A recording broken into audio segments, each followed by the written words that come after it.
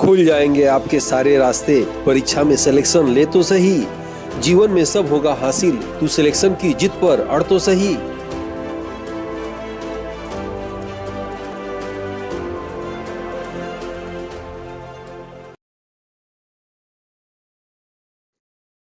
Aditya class exam गुरु channel में आप सबका स्वागत है। आज हम लोग की क्लास यूनिट 4 से रहेगी। यूनिट 4 की क्लास जो है आप जानते होंगे मानव और पर्यावरण से प्रश्न आते हैं। इसमें महत्वपूर्ण तथ्य रहेगा पर्यावरण संबंधी अक्सर एग्जाम में पूछे जाने वाले प्रश्नों का संकलन है। इसमें all important facts and events है, याद रखिएगा। यह class assistant professor GS paper compulsory paper के लिए महत्वपूर्ण तो है ही है, साथ में किसी भी वनडे एग्जामिनेशन में जो है इस क्लास से प्रश्न आते हैं। बिल्कुल महत्वपूर्ण बिंदु है। वीडियो अच्छा लगे आप लाइक जरूर करिएगा। मानव पर्यावरण की क्लास हम लोग देखिए इस इन 4 रूपों में किया जाएगा। सबसे पहले मानव पर्यावरण संबंधित महत्वपूर्ण तथ्य को इसको 2 पार्ट्स में हम लोग पढ़ेंगे। उसके बाद मानव पर्यावरण का अंतर संबंध की क्लास लेंगे, फिर पर्यावरणीय क्षरण कारण और निवारण, और उसके बाद पर्यावरण संरक्षण हेतु राष्ट्रीय अंतर्राष्ट्रीय प्रयास की क्लास लेंगे। तो आइए देखते हैं आज की ये क्लास हम लोग देखते हैं मानव एवं पर्यावरण संबंधित महत्वपूर्ण तथ्य। ठीक है, इसकी पहली क्लास है, ये चैप्टर 1 है, याद रखिएगा। सबसे पहले कृत्रिम वर्षा कराया जाता है। ठीक है, वन लाइनर कंटेंट है इसमें। कृत्रिम वर्षा किससे कराया जाता है? सिल्वर आयोडाइड से कराया जाता है। देखिए आप सिल्वर आयोडाइड जो है आप फिल्म की शूटिंग देखते होंगे, या मसालों की खेती होती है, या कहीं आप विदेश में देखते होंगे स्टेडियम में कोई मैच कोई जीत लेता है तो खुशी के माहौल पे जो है सिल्वर आयोडाइड से जो है कृत्रिम वर्षा कराई जाती है। सिगरेट और मोटर वाहनों से याद रखिएगा कौन सी गैस निकलती है? कार्बन मोनोऑक्साइड गैस निकलती है। सबसे खतरनाक होता है गैस, याद रखिएगा। अकेले 50% कार्बन मोनोऑक्साइड गैस वायुमंडल में जो है आपका प्रदूषण फैलाता है। यह नाक के माध्यम से जब फेफड़े में जाता है तो फेफड़े के माध्यम से हीमोग्लोबिन में मिल जाता है, और हीमोग्लोबिन की गति को उसकी गति को धीमा कर देता है। और हीमोग्लोबिन शरीर में क्या करता है? ऑक्सीजन ढूंढने काम करता है, जिससे शरीर में ऑक्सीजन की गति धीमी हो जाती है, जिससे व्यक्ति की सांस फूलने लगती है। इसलिए इसे दमघोंटू गैस के नाम से भी जाना जाता है। फ्रिज, एसी, प्रिंट मशीन से कौन सी गैस निकलती है? सीएफसी गैस, याद रखिएगा। अम्ल वर्षा का मुख्य कारण क्या है? सल्फर डाइऑक्साइड है। सल्फर डाइऑक्साइड वायुमंडल में क्रिया करके सल्फ्यूरिक अम्ल तथा नाइट्रिक अम्ल बनाता है, जो अम्ल वर्षा के लिए जिम्मेदार होता है।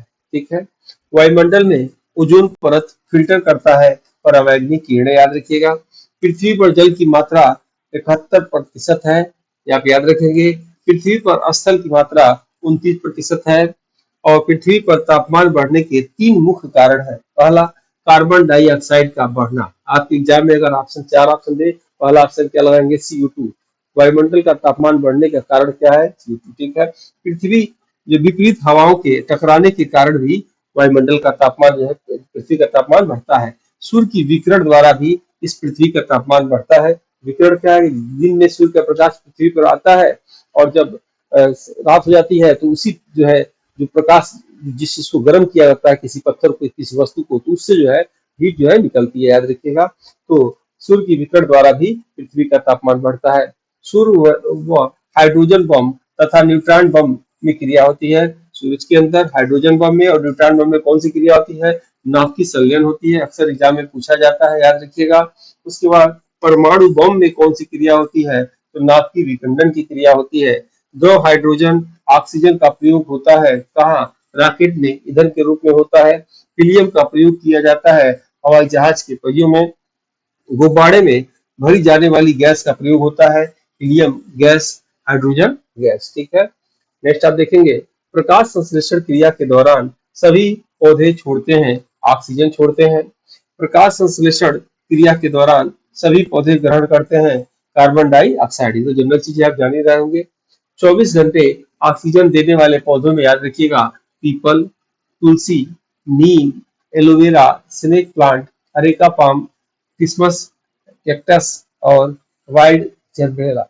याद रखिएगा ये सभी प्लांट 24 घंटे ऑक्सीजन जो है छोड़ते हैं। नासा ने भी इसको सिद्ध कर दिया है, इसलिए इसे आप अपने घर पे इसमें से मैक्सिमम पौधे अरेका पाम लगा सकते हैं, तुलसी लगा सकते हैं, सब आप एलोवेरा लगा सकते हैं। ठीक है, पर्यावरण में सबसे अधिक मात्रा गैस किसका होता है? नाइट्रोजन का होता है। कितना?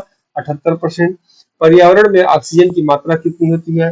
21%। दोनों मिला दिया जाए तो 99% आप देखेंगे कि नाइट्रोजन और ऑक्सीजन होता है।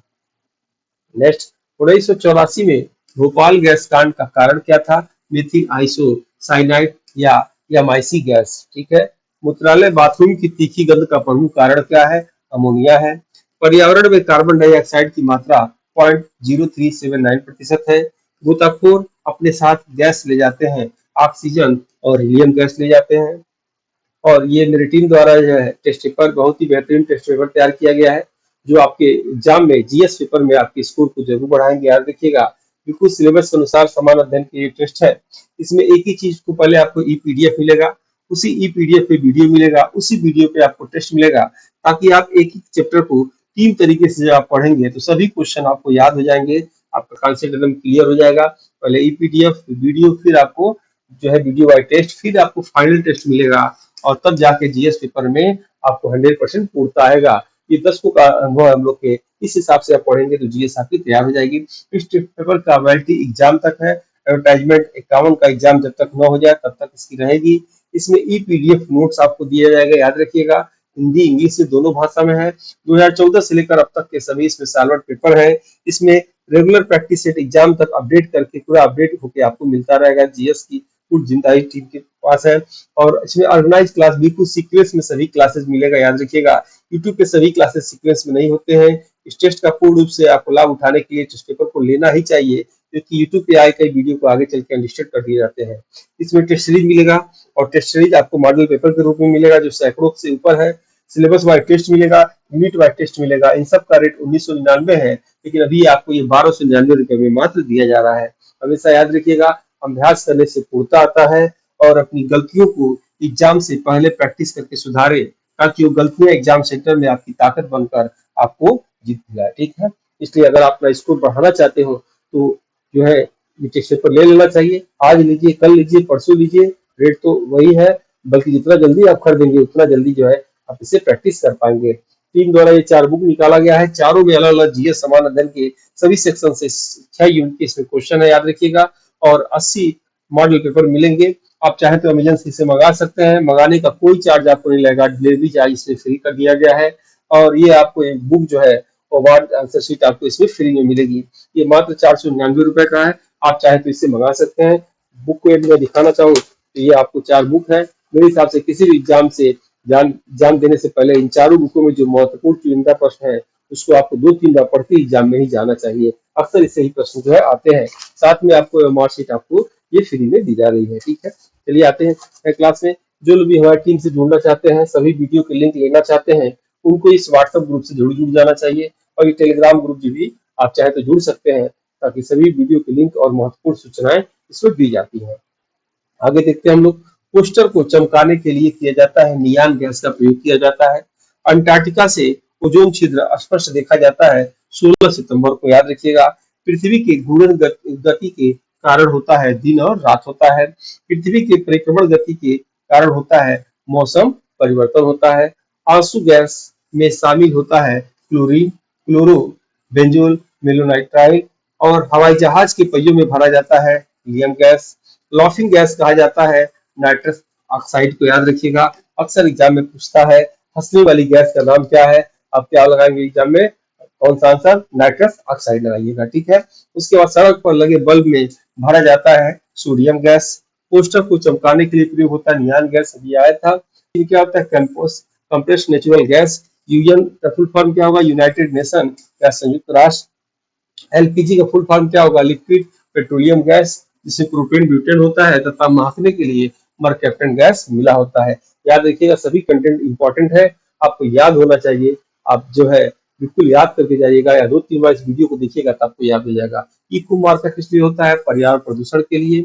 एक मार्क किस लिए होता है? खाद्य वस्तुओं के। और हॉलमार्क से किसका संबंध है? सोने के आभूषण के मानक के लिए। आईएसओ का संबंध 2001 किससे संबंध? रेलवे प्रदूषण के लिए है। ग्लोबल 500 का संबंध किससे है? पर्यावरण प्रदूषण से मुक्ति के लिए है। ठीक है। पर्यावरण का सबसे बड़ा पुरस्कार कौन सा होता है? टायलर पुरस्कार होता है, याद रखिएगा। ग्रीन मफलर का संबंध किस प्रदूषण से होता है? तो ध्वनि प्रदूषण से होता है। सबसे ज्यादा ध्वनि प्रदूषण होता है किससे होता है? जेट विमानों से होता है। सबसे ज्यादा वायु प्रदूषण होता है किससे होता है? कार्बन मोनोऑक्साइड से होता है। सबसे ज्यादा जल प्रदूषण होता है किससे होता है? सल्फर डाई ऑक्साइड से होता है। ठीक है।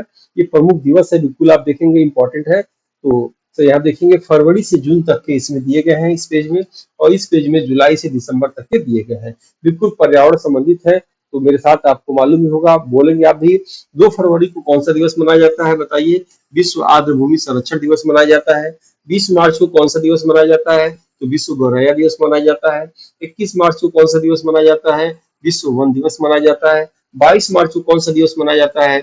विश्व जल दिवस मनाया जाता है। 23 मार्च को कौन सा दिवस मनाया जाता है? मौसम विज्ञान दिवस मनाया जाता है। 22 अप्रैल को कौन सा दिवस मनाया जाता है? तो विश्व पृथ्वी दिवस मनाया जाता है। 8 मई को कौन सा दिवस मनाया जाता है? प्रवासी पंछी दिवस मनाया जाता है। 22 मई को कौन सा दिवस मनाया जाता है? जैव विविधता दिवस मनाया जाता है। 23 मई को कौन सा दिवस मनाया जाता है? कछुआ दिवस मनाया जाता है। 31 मई को कौन सा दिवस मनाया जाता है? तंबाकू रोधी दिवस मनाया जाता है। 5 जून को कौन सा दिवस मनाया जाता है? पर्यावरण दिवस मनाया जाता है। 10 जून को कौन सा दिवस मनाया जाता है? भूगर्भ जल दिवस मनाया जाता है। 17 जून को कौन सा दिवस मनाया जाता है? मरुस्थलीय दिवस मनाया जाता है। और 11 जुलाई को कौन सा दिवस मनाया जाता है? विश्व जनसंख्या दिवस मनाया जाता है। 20 अगस्त को कौन सा दिवस मनाया जाता है? राजीव गांधी अक्षय ऊर्जा दिवस मनाया जाता है। 30 अगस्त को कौन सा दिवस मनाया जाता है? विश्व विलुप्त शिकार दिवस मनाया जाता है। 1 अक्टूबर को कौन सा दिवस मनाया जाता है? विश्व वन जीव दिवस मनाया जाता है। 3 अक्टूबर को कौन सा दिवस मनाया जाता है? विश्व प्राकृतिक आवास दिवस मनाया जाता है। 6 अक्टूबर को कौन सा दिवस मनाया जाता है? विश्व शाकाहार दिवस मनाया जाता है। 13 अक्टूबर को कौन सा दिवस मनाया जाता है? विश्व आपात नियंत्रण दिवस मनाया जाता है। 16 अक्टूबर को कौन सा दिवस मनाया जाता है? विश्व खाद्य दिवस मनाया जाता है। 12 नवंबर को कौन सा दिवस मनाया जाता है? राष्ट्रीय पंछी दिवस मनाया जाता है। 25 नवंबर को कौन सा दिवस मनाया जाता है? विश्व पर्यावरण संरक्षण दिवस मनाया जाता है। 2 दिसंबर को कौन सा दिवस मनाया जाता है? राष्ट्रीय प्रदूषण दिवस मनाया जाता है। 11 दिसंबर को कौन सा दिवस मनाया जाता है? विश्व पर्वत दिवस मनाया जाता है। 14 दिसंबर को कौन सा दिवस मनाया जाता है? विश्व राष्ट्रीय ऊर्जा दिवस मनाया जाता है। ठीक है, वीडियो अच्छा लग रहा हो तो जरूर आपको लाइक करना चाहिए, लाइक कर लीजिए। जो लोग पहली बार वीडियो पे आए हैं सब्सक्राइब कर लीजिए ताकि उनको वीडियो मिलता रहे, और इस वीडियो को अपने फ्रेंड सर्किल में, अपने जो है व्हाट्सएप ग्रुप में जरूर शेयर करिए। ठीक है, अब हम लोग आते हैं प्रमुख अधिनियम जो अक्सर एग्जाम में पूछा जाता है, इंपॉर्टेंट है, ये भी याद रखिएगा। आपके एग्जाम में पूछ दे पहली वन नीति कब लागू हुआ? तो 1952 में। आजादी के बाद की चर्चा हो रही है, यानी स्वतंत्रता के बाद पहली बार 1952 में पहली वन नीति लागू हुआ है। संशोधित वन नीति कब लागू हुआ है? 1988 में लागू हुआ है। आप बताइए, भारत के क्षेत्रफल के हिसाब से जितनी भूमि है उस पर कितना प्रतिशत जो है वन होना चाहिए? ये वन नीति के अंतर्गत कहा गया है। आप कमेंट बॉक्स में इसका आंसर देखिए। ठीक है, जल प्रदूषण अधिनियम कब बनाया जाता है? 1974 को बनाया जाता है। वायु प्रदूषण अधिनियम कब बनाया जाता है? 1981 को बनाया जाता है। ध्वनि प्रदूषण अधिनियम कब बनाया जाता है? 2000 को बनाया जाता है। ठीक है, सॉरी, ये पहली वन नीति कब आई? 1952 में। रिदम में बोल जाते हैं क्लास में टीचर। संशोधित वन नीति कब आया? 1988 में। जल प्रदूषण अधिनियम कब आया? 1974 में। वायु प्रदूषण अधिनियम कब आया? 1981 में। और ध्वनि प्रदूषण अधिनियम कब आया? 2000 में आया। ठीक है, ई कुमारी स्कीम कब आया? तो 1991 में आया। राष्ट्रीय गंगा नदी बेसिन प्राधिकरण कब आया? 2009 में आया। पर्यावरण संरक्षण अधिनियम कब आया? 1986 में आया। आर्द्र भूमि संरक्षण अधिनियम कब आया? 1987 में आया। राष्ट्रीय नदी नीति कब आया? तो 1988 में आया। ठीक है, एग्जाम में आते हैं।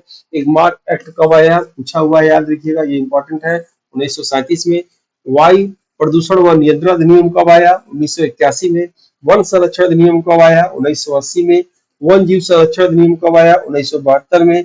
प्रोजेक्ट टाइगर कब आया? 1973 में, कई बार पूछा हुआ है। नेक्स्ट, हाथी, प्रोजेक्ट हाथी कब आया? 1992 में। जैव विविधता अधिनियम कब आया? 2002 में। केंद्रीय गंगा प्राधिकरण कब आया? 1985 में। केंद्रीय गंगा नमामि गंगे कब आया? 2014 में। डॉल्फिन संरक्षण कार्यक्रम कब आया? 1997 में। ठीक है, अभी हम देखते हैं Indian Indian institute of ecology and environment का मुख्यालय कहाँ है? नई दिल्ली में है। Central arid zone research institute या कजरी का मुख्यालय या केंद्रीय शुष्क क्षेत्र अनुसंधान संस्थान का मुख्यालय कहाँ है? जोधपुर, राजस्थान में है। डायनासोर जीवाश्म राष्ट्रीय पार्क कहाँ है? धार, मध्य प्रदेश में है। और उत्तर प्रदेश का प्रथम बायोटेक पार्क याद रखिएगा कहाँ? लखनऊ में। पोषण का राष्ट्रीय संस्थान कहाँ है? हैदराबाद में है। आयुर्वेद का राष्ट्रीय संस्थान कहाँ है? जयपुर में है। नेशनल इंस्टीट्यूट ऑफ नेचुरोपैथी का कहाँ है? पुणे में है। परिस्थिति विज्ञान केंद्र कहाँ है? बेंगलुरु में है। भारतीय वन प्राणी संस्थान का कहाँ है? मुख्यालय देहरादून में है। भारतीय वन प्रबंधन संस्थान का कहाँ है? भोपाल में। ठीक है, भारत के प्रमुख पर्यावरण संस्थान, बिल्कुल ये रटना होना चाहिए, ये तो कई बार पूछा हुआ है। केंद्रीय पर्यावरण इंजीनियरिंग अनुसंधान संस्थान कहाँ है? नागपुर में, ठीक है। भारतीय वन सर्वेक्षण व अनुसंधान कहाँ है? देहरादून में। भारतीय वनस्पति सर्वेक्षण कहाँ है? कलकत्ता में। और भारतीय जंतु विज्ञान सर्वेक्षण कहाँ है? ये भी कलकत्ता में है। राष्ट्रीय वनस्पति वनस्पति विज्ञान सर्वेक्षण कहाँ है? तो लखनऊ में है, ठीक है। उसके बाद केंद्रीय प्रदूषण नियंत्रण बोर्ड नई दिल्ली में। पारिस्थितिकी विज्ञान केंद्र कहाँ है? बेंगलोर में। पर्यावरण शिक्षा केंद्र कहाँ है? चेन्नई, बेंगलोर में। और पंछी शिक्षा के केंद्र कहाँ है? इज्जत नगर, बरेली में है, ठीक है।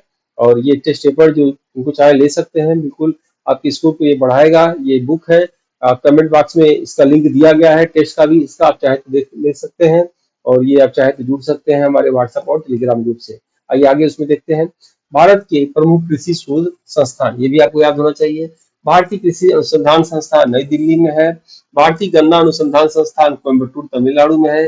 भारतीय तंबाकू अनुसंधान संस्थान राजमुंद्री आंध्र प्रदेश में है। भारतीय डेयरी अनुसंधान संस्थान करनाल हरियाणा में है। भारतीय चावल अनुसंधान संस्थान कटक उड़ीसा में है। टाटा इंस्टीट्यूट ऑफ रिसर्च ये मुंबई महाराष्ट्र में है। भाभा परमाणु अनुसंधान संस्थान ट्राम्बे महाराष्ट्र में है।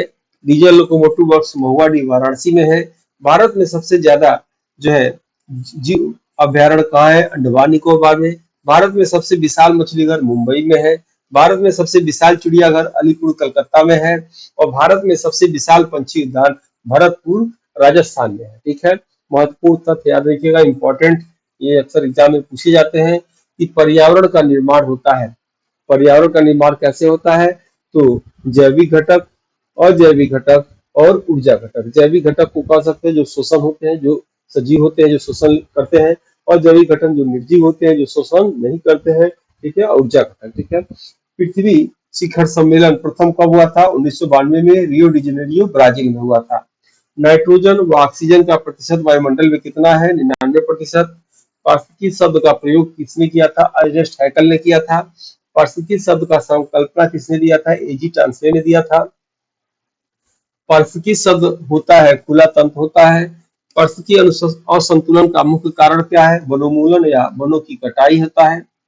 पारिस्थितिकी के उच्चतम पोषण स्तर क्या है? सर्वाहारी होते हैं। पारिस्थितिकी जो सर्वाधिक अस्थायी है महासागरों का। पारिस्थितिकी में तत्वों के चक्रण को जैव भू रासायनिक चक्र कहा जाता है, ठीक है। और ग्रीन हाउस इफेक्ट की संकल्पना किसने दिया था? जोसेफ फूरियर ने दिया था। हानिकारक व लाभदायक गैस किसे कहते हैं? कार्बन डाइऑक्साइड को कहते हैं। सर्वाधिक कार्बन डाइऑक्साइड उत्सर्जन देश चीन है, उसके बाद अमेरिका, उसके बाद यूरोपीय संघ और फिर भारत है, ठीक है। कार्बन निगेटिव देश किसे कहा जाता है? भूटान को कहा जाता है, याद रखिएगा। कहा जाता है भूटान के देश पे लगभग 70% वन है, याद रखिएगा 70% जो है वन है। नेक्स्ट है कि मॉन्ट्रियल प्रोटोकॉल संबंधित है किससे? ओजोन परत से। सर्वाधिक वन क्षेत्रफल मध्य प्रदेश में। सर्वाधिक वन क्षेत्र किसका है वनों में? यानी मिजोरम का है। यानी प्रतिशत में सबसे अधिक वन कहाँ है? पूछ दे प्रतिशत में वन सबसे अधिक कहाँ है? तो मिजोरम में। और सर्वाधिक अति सघन यानी सर्वाधिक घना वन पूछ दे तो आपके आंसर लगाएंगे अरुणाचल प्रदेश में लगाएंगे।